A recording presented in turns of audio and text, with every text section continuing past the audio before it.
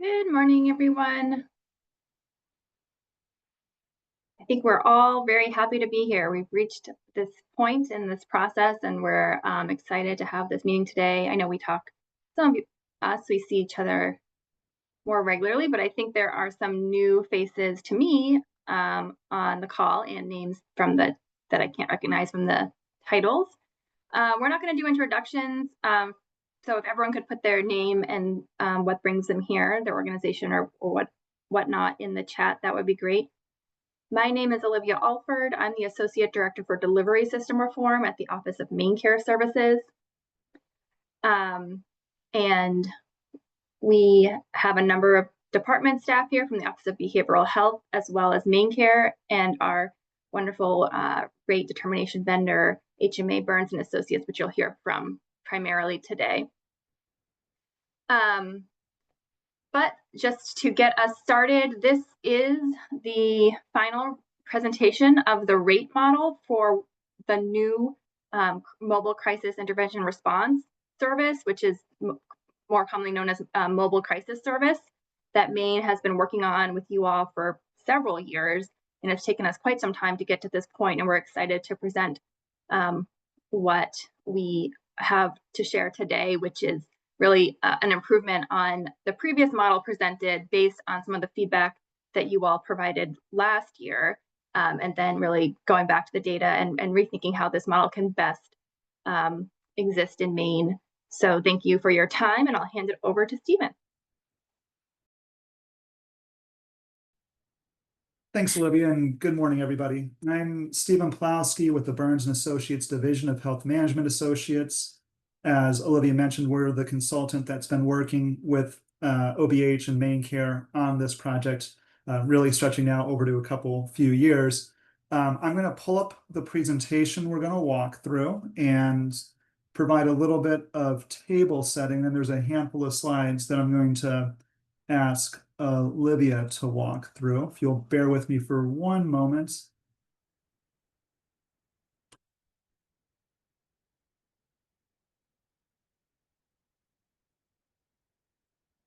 It's never where you want it to be.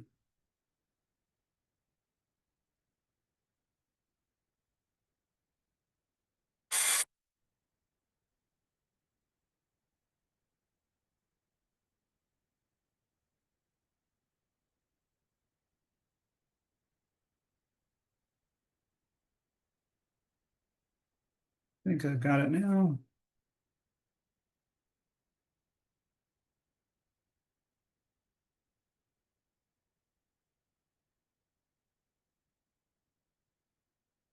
Okay, after that lengthy interlude, in terms of what we are going to cover this morning, we want to, well, let me take a half step backwards. Again, Olivia did a good job setting this up, but this is a rate study that was actually excised from a broader review of payment rates for services covered under sections 13, 17, 28, 65, and 92.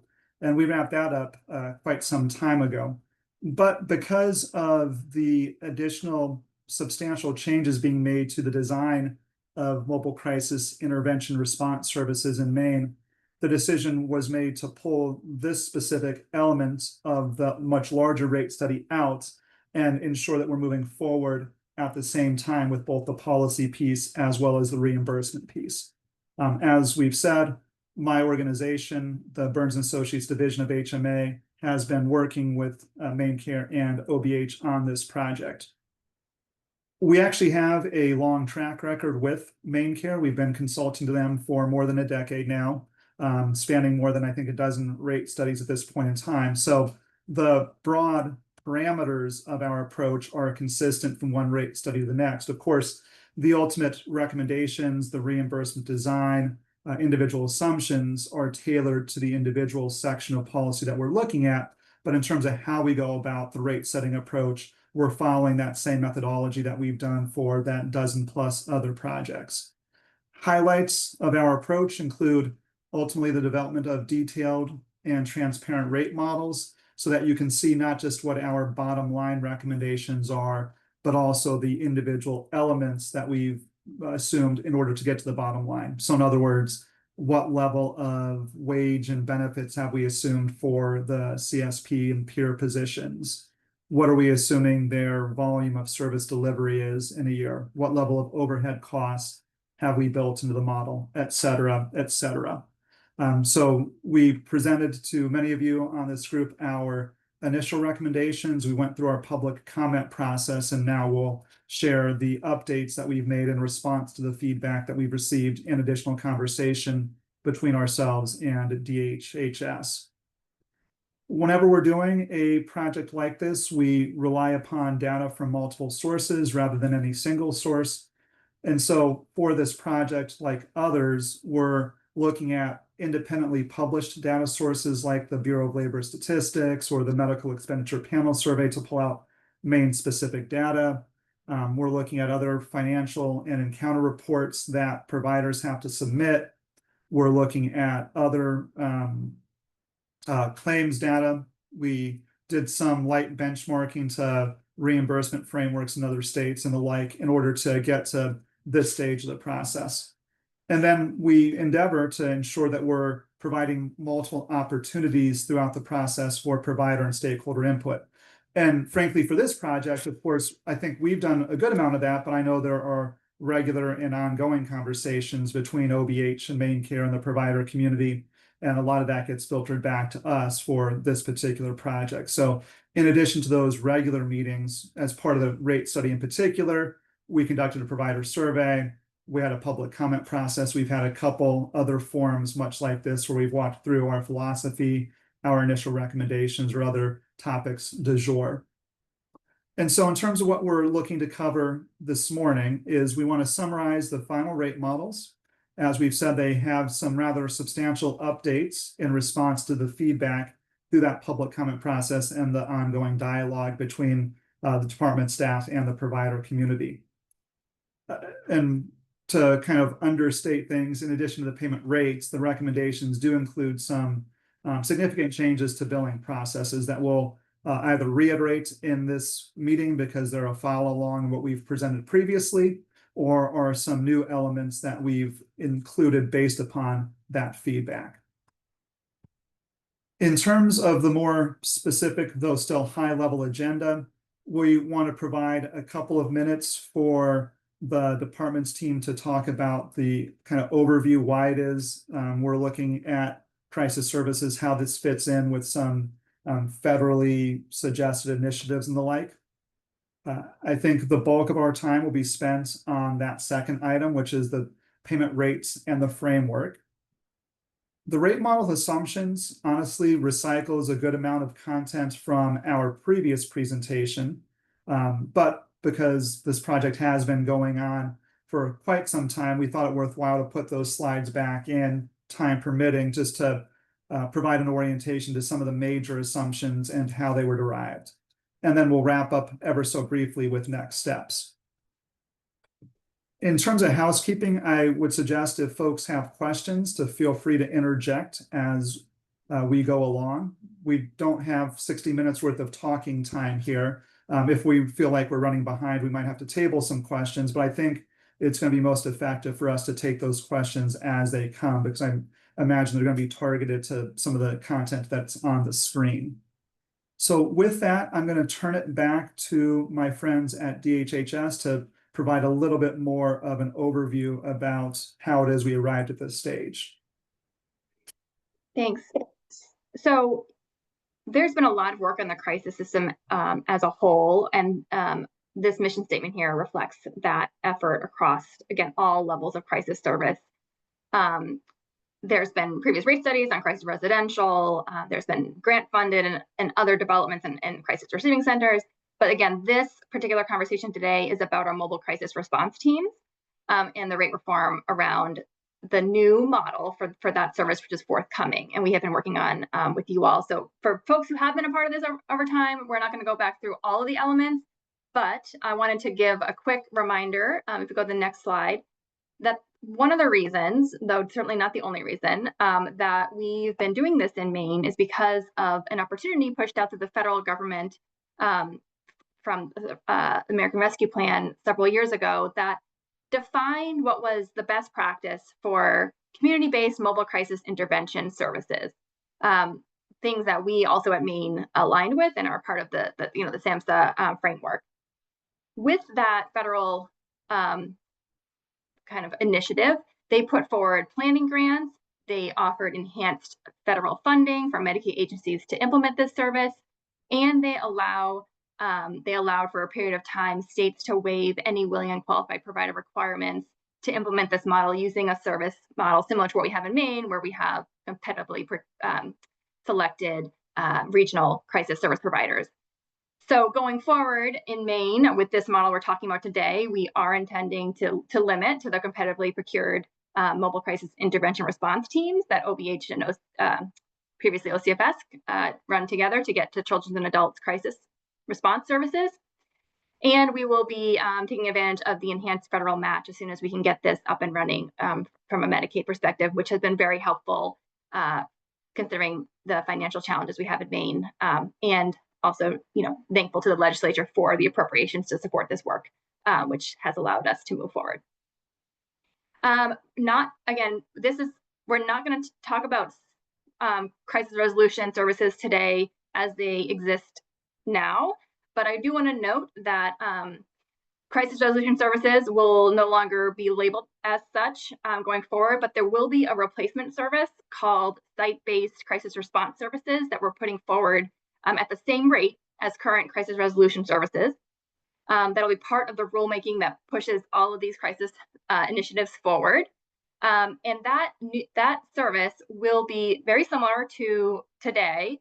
However, will be for providers that are specifically approved by DHHS to deliver that service, and will be subject to our future rate determination, as that rate actually hasn't been revisited. And we know that as we pull out mobile crisis teams from that work, what remains as site-based crisis response services is a whole different set of crisis interventions, such as receiving centers and some of the emergency department-based support services. Next slide. So based on previous conversations, just want you to have these things in mind as we go through Stephen's presentation, so you can remember, remind yourself of some of the important elements of this. We are proposing to reimburse for both an initial encounter and aftercare. We'll talk about the details of that. We are looking at a team-based multidisciplinary approach here based on the federal guidelines. So it'll be focusing on MERT CSPs and crisis peer support staff. With, you can ask questions, but there will be limitations to when each of those entities can bill for which activities. This model is intended to include a broader team as well into the reimbursement structure, which is supposed to be more comprehensive than what you have today. Crisis supervisors, the dispatch coordinators, on-call psychiatric consultation, and the crisis responders themselves. We have taken into account that OBH, the new future crisis response training requirements, so that this model adequately will reimburse for that new expectation on crisis providers forthcoming. There's certainly better articulation and inclusion of thought around when telehealth services are appropriate and when they are not, in both the rate model and the policy, which is forthcoming. And then there's a value-based component that we're going to get into today a little bit. So we're going to publish additional materials with more detail end of this week. The proposed policy is still really going to be the next step where you can really read through the full details. We expect that in late summer, early fall to be published, so you can fully read the requirements of the service. And if it's helpful for new folks, go to the Rate Reform website and you can look at the past presentations on this topic to get a more full description of this work. Thanks.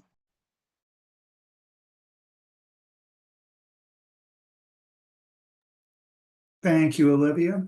So I'm going to pivot now, as I said, to this, I think probably what will constitute the bulk of our time this morning, because this covers a lot of the changes that we've made since the last time I've had the privilege of presenting to the provider community. So I thought we would start by talking about what has changed from our last presentation. So a fairly straightforward adjustment for us to make was to incorporate more recent published data. I mentioned a couple of slides back that we rely on some independently published sources like the Bureau of Labor Statistics. We also use the Internal Revenue Service to calculate the cost of vehicle operations. Since the last presentation, there's been new data sets or new benchmarks published for both of those. So the rate models now incorporate the most recent BLS data. They also include the increase in the mileage rate that occurred January 1 of this year, up to 70 cents per mile.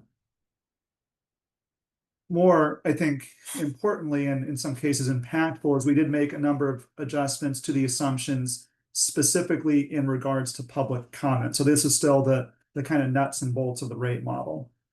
One of the changes that we made was to standardize the level of overhead funding for a one-person response, as is included in the rate model for a two-person response. And to provide a little bit more context for that, we have a slide later in the presentation, but recall that we include 30% of the total rate for various overhead expenses that we divide between administration and program support.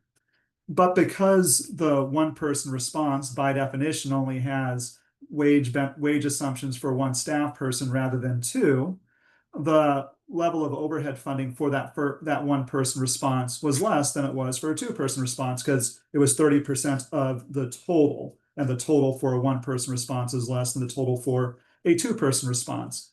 To make sure that we're effectively covering those overhead expenses, we then simply standardized the amount of funding as a dollar amount in the one-person response equal to the two-person model, which of course has the upshot of meaning that it's now a higher overhead rate for those one-person responses, right? It's more than 30% of the total. It's 30% of the two-person total, but we're pulling the dollar amount over to the one-person model.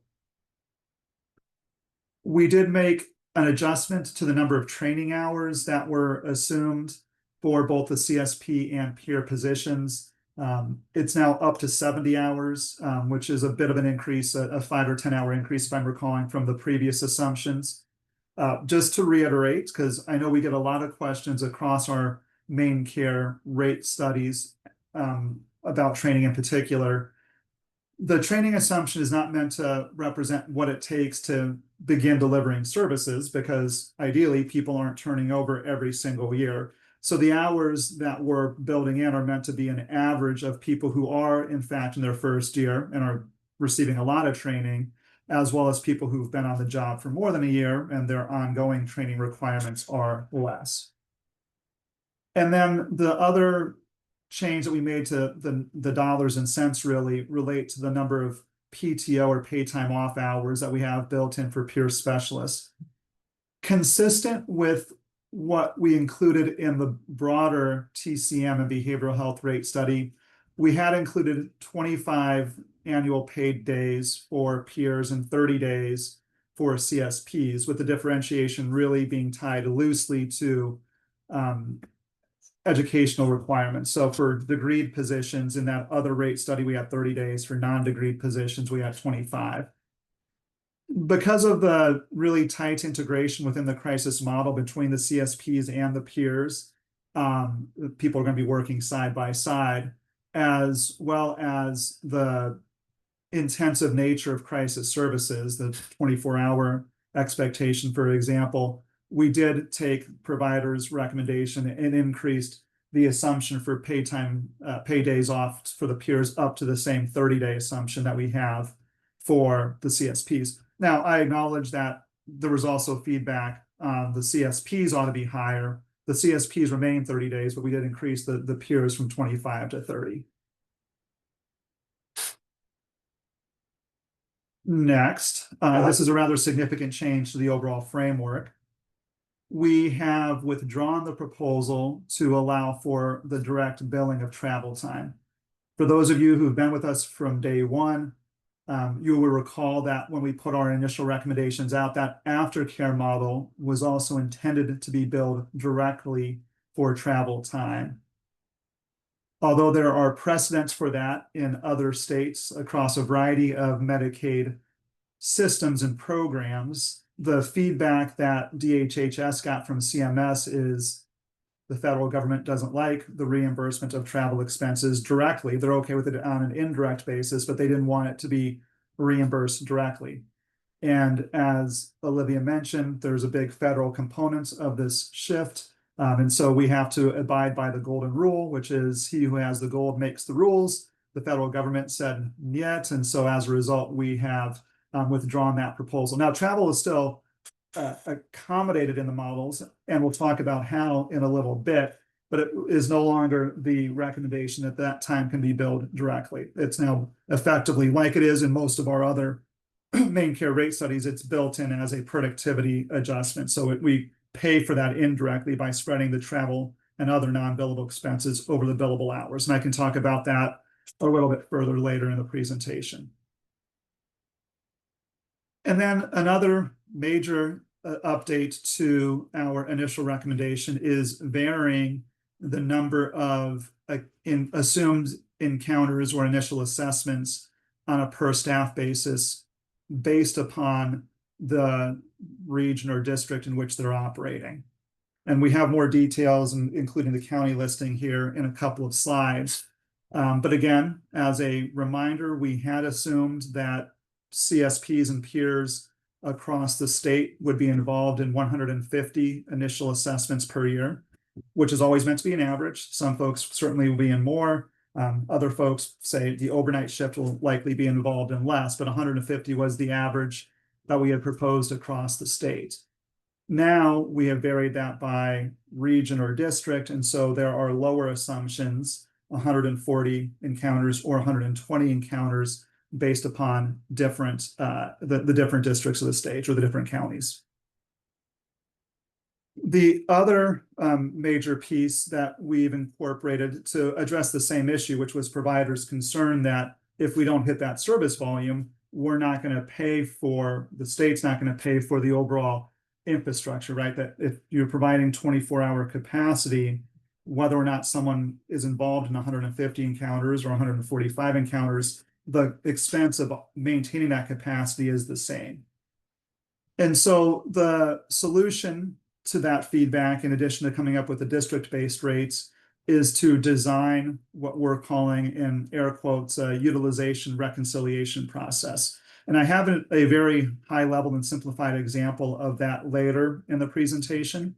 But the idea here is that if we're assuming 150 encounters for a given provider based upon the region that they serve, and they only come in at 140 encounters, there'll be a process by which the state makes a supplemental payment to close that gap. Again, might have more details about that later. I do want to differentiate that from a cost settlement process. This is not going to be a circumstance where you're submitting cost reports and they're being audited by the department. We're still going to be using the rate model assumptions, right? We're assuming that what we've built in for, say, the wages for a CSP or the overhead costs for the agency are appropriate. But we'll use those rate model assumptions to price out the difference between what was assumed could be delivered, the 150 in my example, versus what was actually delivered, the 140 in my example. And so that's kind of the reason we're using the air quotations. It's not a reconciliation or settlement process in the sense that we're doing cost reporting and cost auditing, but it is a reconciliation where we're comparing the level of service delivery versus what has been explicitly assumed within the rate models. So this slide's doing an awful lot of heavy lifting. This is the bulk of the major changes that we've made since last time we got together. As I said, for many of these, we'll go into a little bit more detail as I walk through the next handful of slides.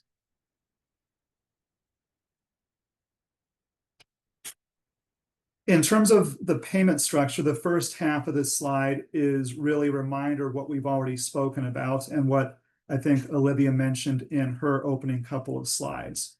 So we are differentiating between the initial assessments and then ongoing or aftercare supports. For initial assessments, what we've proposed and have included in the final recommendations is the use of a bundled encounter rate.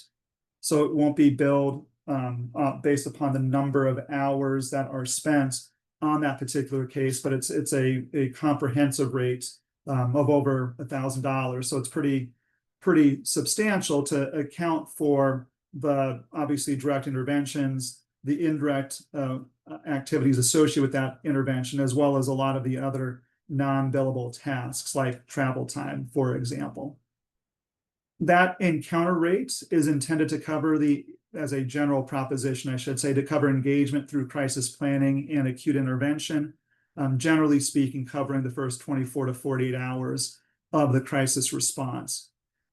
The comments document that Olivia made reference to that we should have finalized and posted by the end of the week goes into more detail on this topic, as well as many of the other topics that we cover at a high level in this presentation. For example, folks asked, are there circumstances in which someone might have multiple initial assessments or encounters in the same 48-hour period?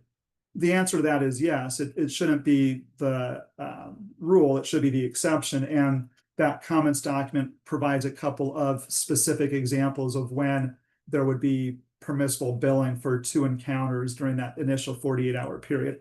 But as a general proposition, there should be a single bill for that initial 48 hours that would be billed under this encounter rate. Then for aftercare supports, that looks like a more traditional reimbursement model where that's reimbursed in 15-minute increments. So based upon the supports that are provided. This will also be covered in more detail in the policy that will be published, as Olivia said, over the next few months, in terms of some of the both direct and indirect or on behalf of activities that can be billed using that 15-minute rate. As you can see on the slide, that's meant to include de-escalation intervention that doesn't warrant another initial assessment.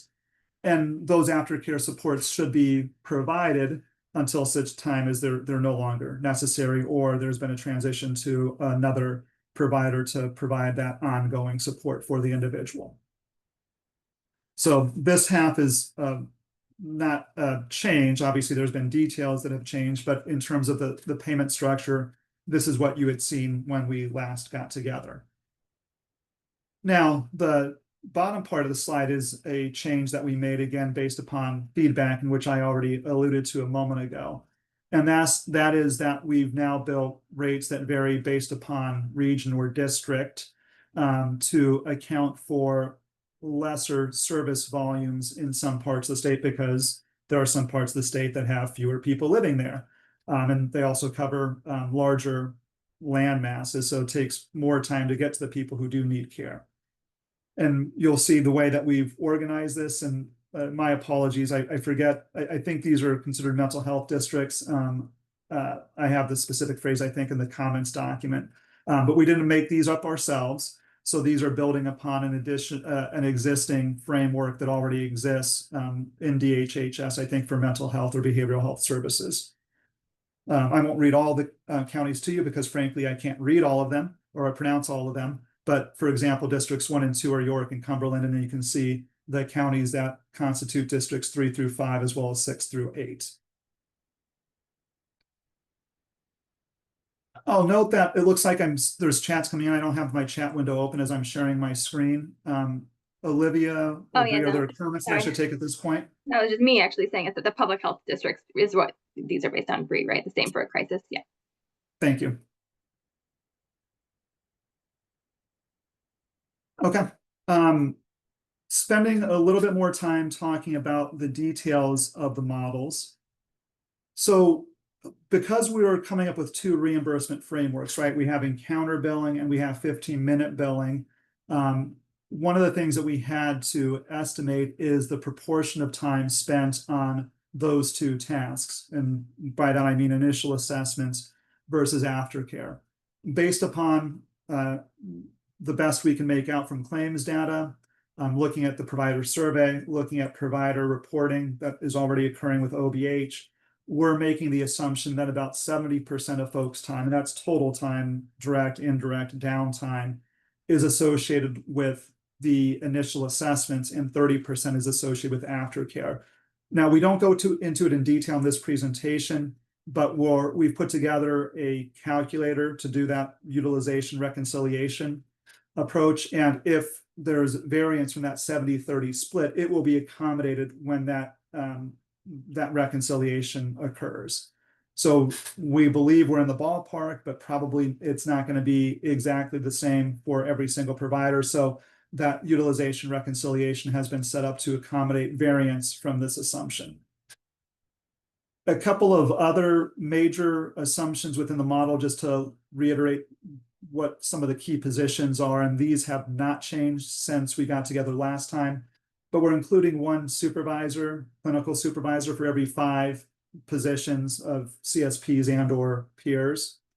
Additionally, there is on-call funding built into the rate model for the supervisor, because it's not expected that there will be a supervisor necessarily on site in the office 24 hours per day, but there needs to be access to that clinical supervision 24 hours. So that's what the on-call expense is intending to do. Additionally, the models include $3,000 per year for psychiatric consultation for every 2-person crisis team. And then we include one dispatch coordinator for every 3.3 CSPs and or peers. There is more detail about the role of this position in that comments document. I don't think anything will be particularly shocking. We do reiterate that the expectation of that dispatch coordinator is that they meet the CSP qualifications as well. But what you see on this slide outside the very first bullet is consistent with what we presented previously.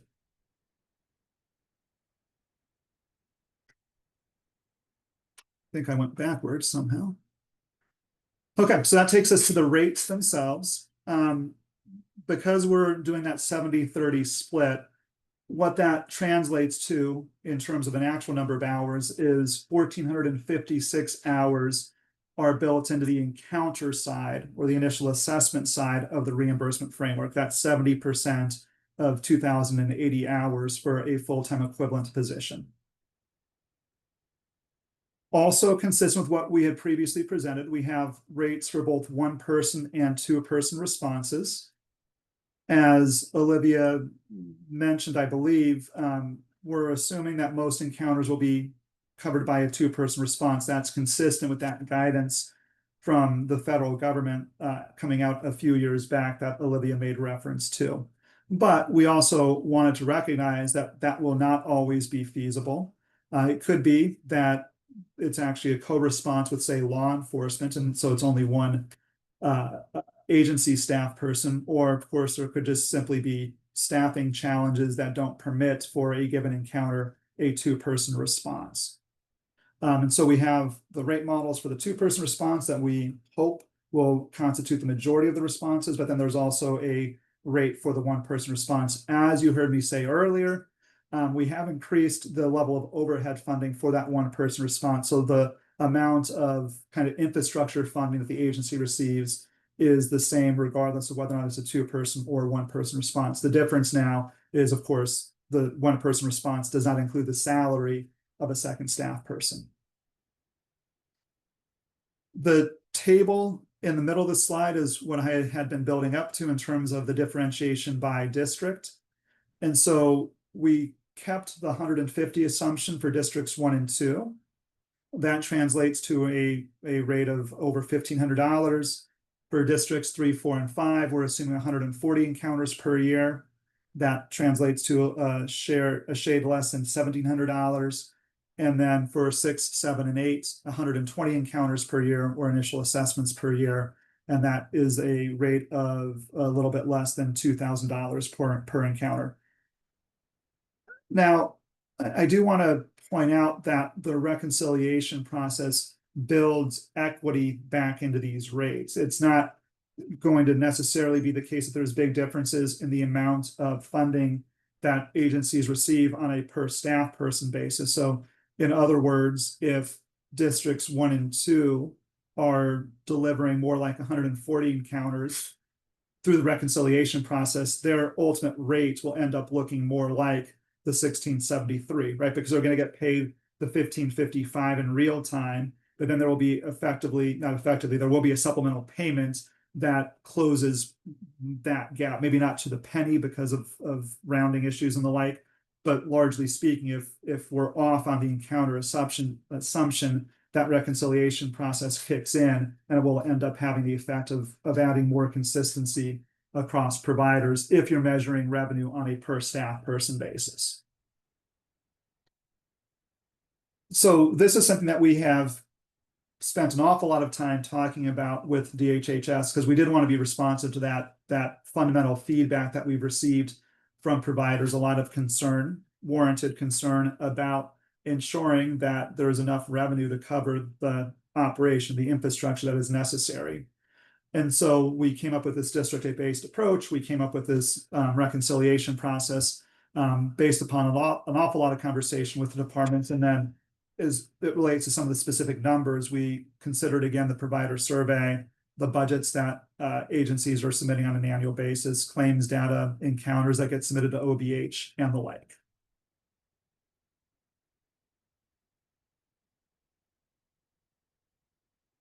Aftercare rates, much more straightforward. So again, when you look at the rate model, you'll see that we're assuming 12 hours per week for CSPs and peers. And you might think to yourself, our staff work more than 12 hours in a week? And of course, the answer to that is yes. That 12 hours is after the allocation of the time to the initial assessment. So we're only building in the 30% of their time that we're assuming is associated with aftercare. And so that translates to 624 hours or about 12 hours per week. We also include productivity adjustments in this model because we're assuming, and we know, that folks will not be billable for those 12 hours, that they have other responsibilities, attending staff meetings, getting their training done, paid time off, etc. And so we're actually assuming pretty low productivity for these remaining hours, that of the 624, only between 215 and 275 are actually billable. So between 34 and 44% of those hours. Again, there's another chunk that's partitioned over to the initial assessment. Of the 12 hours that are left, we're only assuming a relatively modest amount of those hours are billable because, again, of the nature of crisis services.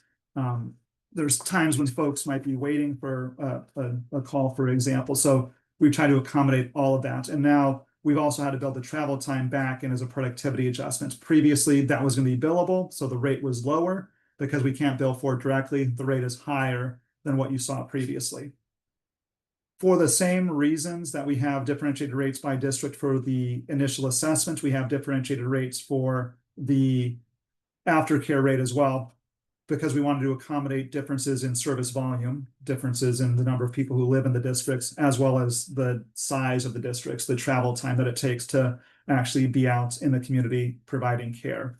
So I'm not going to read these rates off to you, but you can see how they vary, again, based upon the differing assumptions that we're making, primarily around travel-related expenses.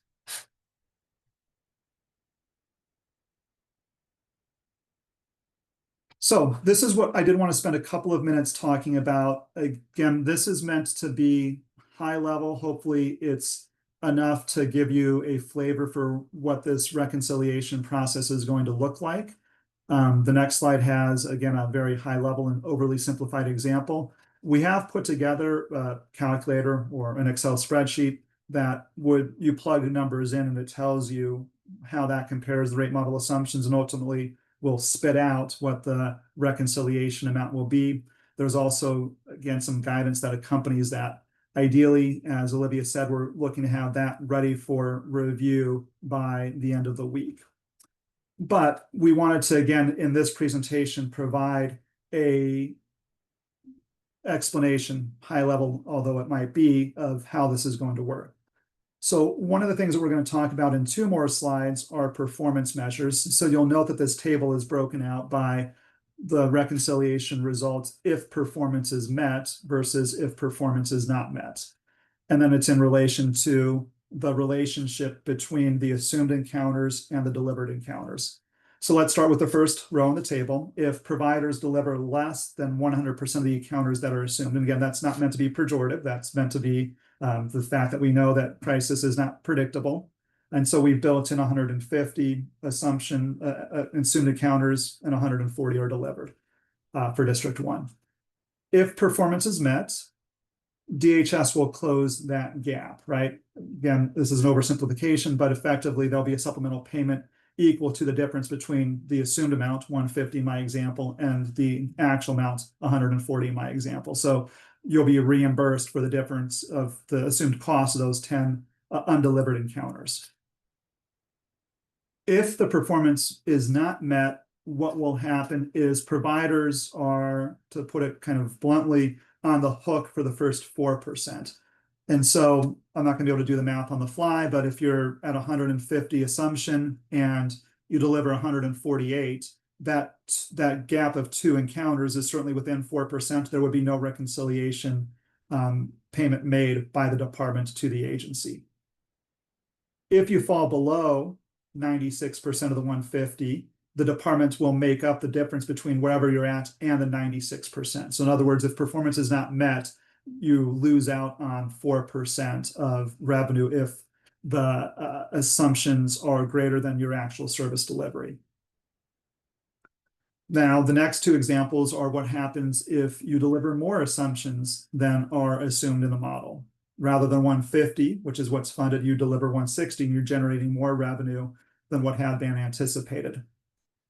If performance is met, no payment will be due if you're between 100 and 110%. So in this example, that would be up to 165 encounters. So you get to keep that upside, in other words.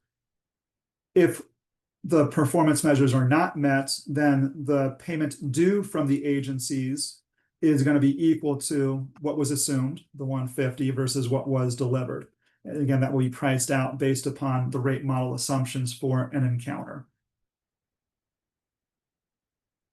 And then finally, if providers deliver substantially more encounters than are assumed, 110% plus, so more than 165 in my example, if performance measures are met, you'll have to make a payment back to the department that is equal to the amount that you delivered it down to 110%. So you're still effectively benefiting from that 10% flexibility that you have.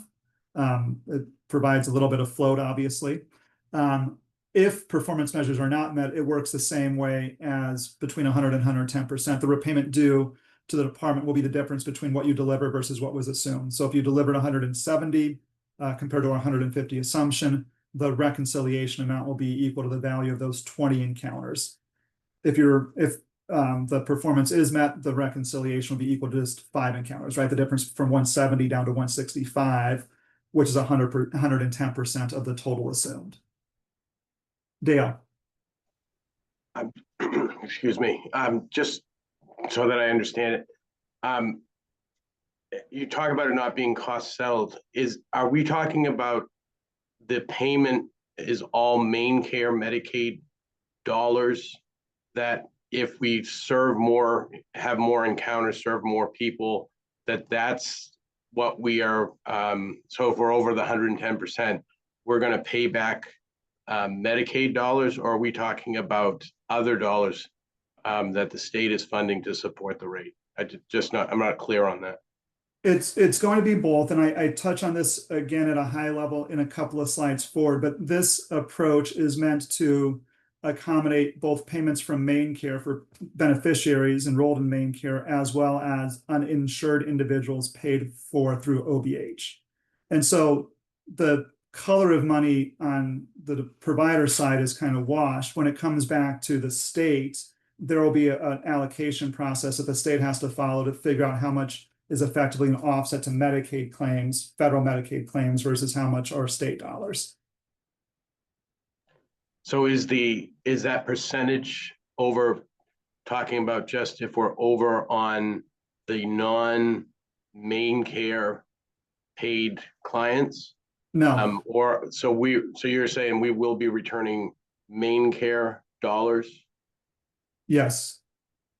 And so this really is a cost settled contract. Well, I wouldn't consider it cost settlement because there is no financial reporting associated with it. Well, it's financial reporting is semantics where it's based on encounters. It's cost settled to the encounters. Yeah, it is reconciled against the assumed encounters, yes. Which is then factored into a total dollar amount. So basically there's a cap on the revenue. And the reason I'm asking the question is just to understand how it relates to costs. There's a cap on the total revenue for crisis providers, that we can do the math to understand how that relates to the budget. Is that fairly accurate? Yeah, I mean, the cap is going to be tied back to the staffing level, right? Because the number of assumed encounters are tied to the CSP and peer positions. Okay, thank you. The bottom part of the slide, I think well, at least the next bullet I covered in the my introduction to this. Semantics or not, it's not cost settled in the sense that it's not based upon reported financials that get audited. It's going to be based upon the service volume that is delivered versus the service volume that is assumed. The idea here, although it's going to be an administrative burden, is because of the uncertainty in the first year of operations in particular, the goal on the department side is to conduct quarterly reconciliations. As I've made reference to, and we don't have time to get into it in today's meeting, we've developed a spreadsheet as well as accompanying instructions for reporting encounters and other relevant data that will then calculate what the amounts due to or from will be. Perhaps to state the obvious, there'll be more technical assistance provided as it relates to this reconciliation process as it rolls out. So this is an example which I've tried to make simple. It's certainly regrettably a bit more complicated than this. And I'm going to hustle now.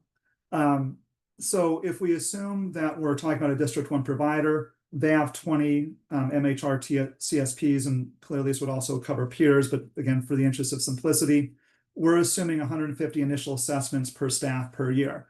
Let's assume, for the sake of making this simple, that all responses, initial assessments, are provided by two-person teams. Well, that means that what has been funded for the agency is 1,500 encounters, right? Because you have 3,000 total, 20 times 150, but if it's all delivered in a two-person, what we're really assuming is that there's 1,500 unique initial assessments.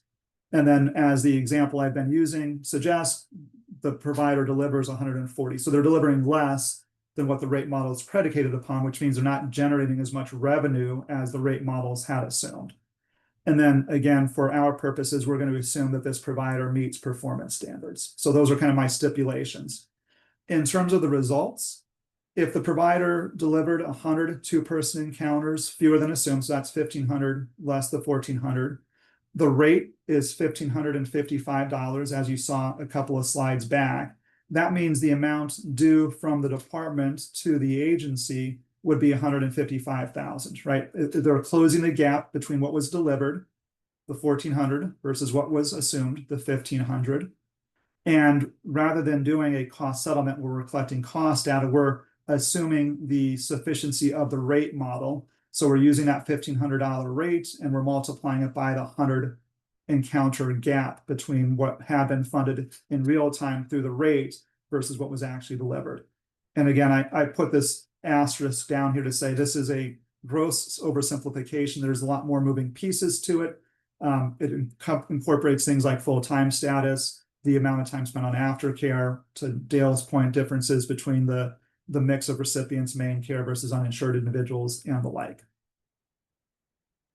And I'll add, Stephen, that acknowledging that this whole thing is complicated, right? Our whole rate model proposal is a bit complicated, but I think our goal with it being such is to comprehensively support as much as you can with Medicaid dollars, essentially like a firehouse model of access to crisis services that still has protections for quality and efficiency, which a Medicaid agency has to maintain for federal approval for Medicaid rates.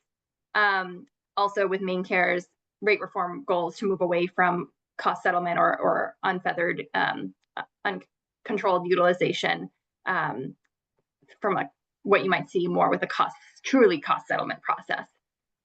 So all of these things are very carefully designed. When you get to the actual doing of this utilization adjustment, much of the data is readily available that you already are reporting to OBH or that Maine Care has access to. So the actual work added, we hope to be minimal because this data is already flowing from different parties to one another that feeds into this calculation. So more to come on that, but we hope that though it's very complicated sounding, that it actually can be implemented pretty smoothly. Thank you, Olivia. Dale? Olivia, just on the question, I think this is for you. Just in terms of the data, in terms of for each district, I'm assuming the department will set that in terms of what the overall volume is, as opposed to providers trying to determine that. So, for example, if there's only the capacity for 4 CSPs or 4 teams, we wouldn't hire 8 teams and then get paid for that differentiation between the 150 and maybe 50 encounters. You're going to provide some kind of the top end for providers. Is that accurate? I get what you're asking. I am not sure, Stephen, if like that we necessarily, I mean, we will have reporting on FTEs, but I'm not sure if we've built in like a cap on it. Other than that, there's limitations to how much we will pay. Stephen, do we want to take that one back, or? It's something that I don't know that we've fully decided. I mean, because you can go to the most ridiculous example that an agency in theory can staff so that each person does 1 encounter per year, I should say, and then the state's going to be making this massive payment. It doesn't do the provider a lot of good. They're still incurring all those expenses. And so right now we haven't specified that it's going to be the department's role to dictate the staffing pattern. But I would also suggest that if things are looking way out of balance, that would probably warrant a conversation, which would come out as part of the reconciliation process, which is not specific guidance, Dale, but I think right now we're assuming that providers are going to staff appropriately rather than go to something that just doesn't make sense. I want to hand the next slide over to, I think Bree is going to handle this one. We've talked about how performance measures will impact this reconciliation process, and this slide covers what the 2 performance measures are.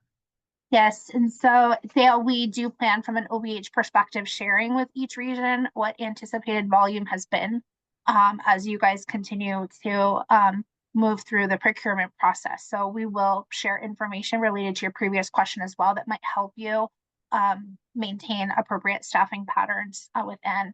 As Olivia and Stephen mentioned, this is based on performance. The 2 performance measures that we will be focusing in on will be at least 50% of referrals requiring an in-person intervention results in an in-person initial encounter within 2 hours of.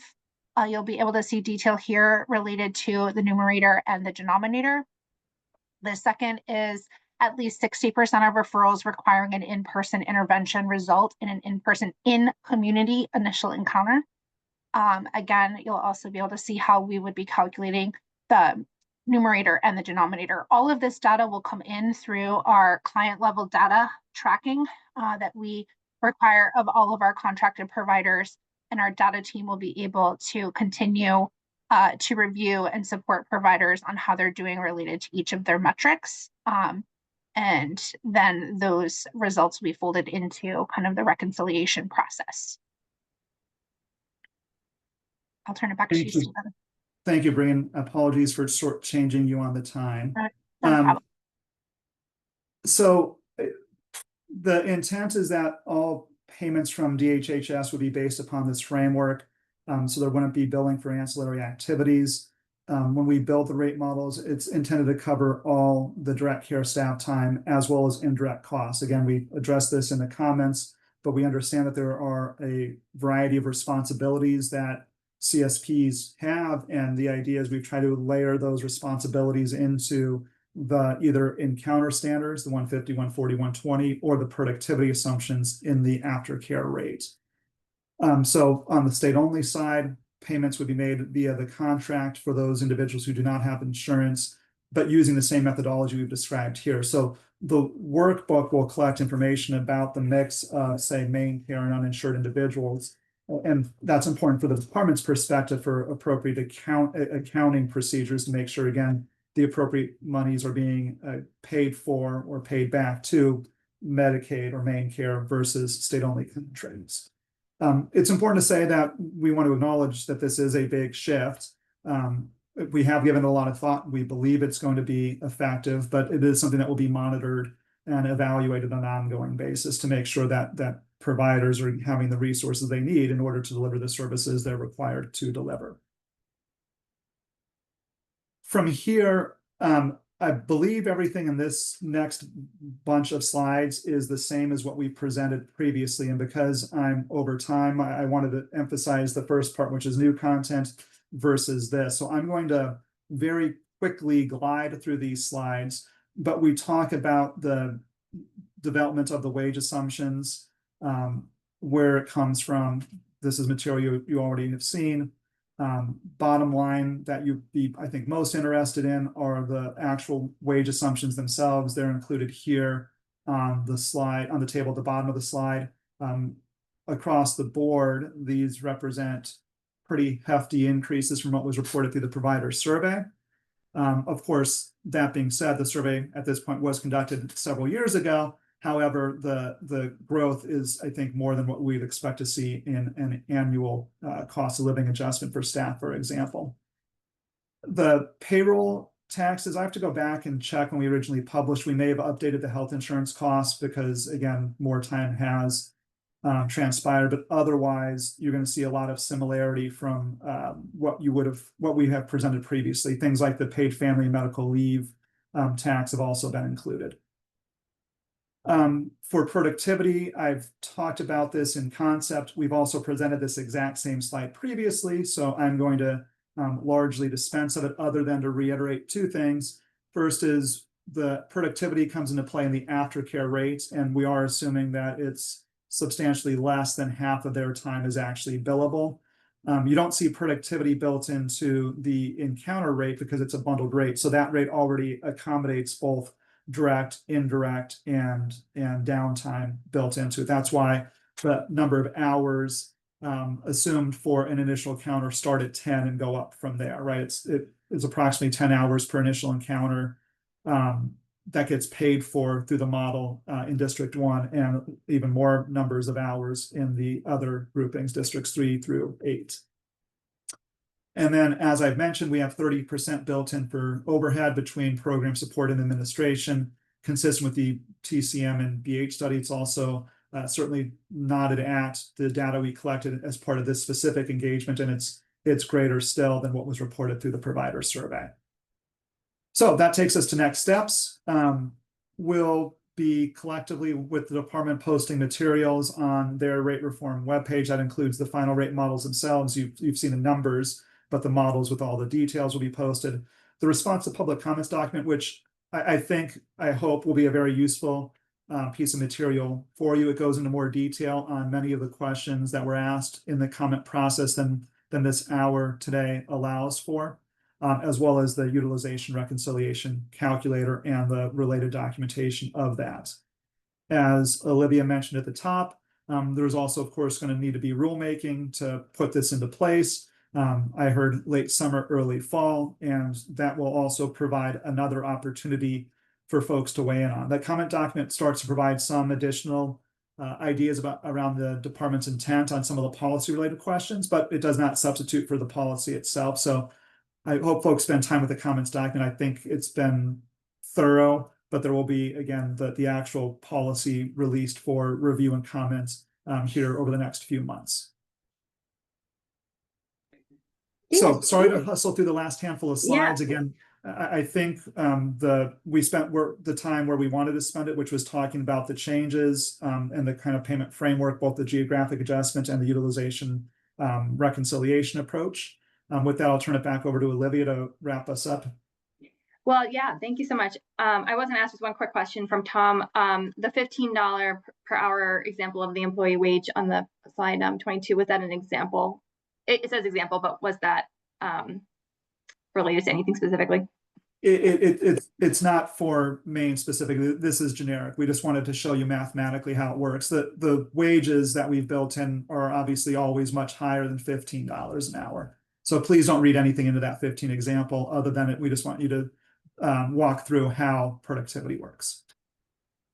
Okay, great. Anyone want a final question? Well, you know where to find us. In addition to looking at the materials online, please do reach out with to your OBH or Maine Care partners here with any questions. We are really excited that we have gotten to this point with this service design. The role is an important step. The RFP is an important step. And they're all in the works and moving forward together now, which is great. So we really appreciate the time on this, and we think it's going to be a really nice model and payment system to support you all doing this work in the community. So thank you very much, and we'll talk to you soon. Have a good one.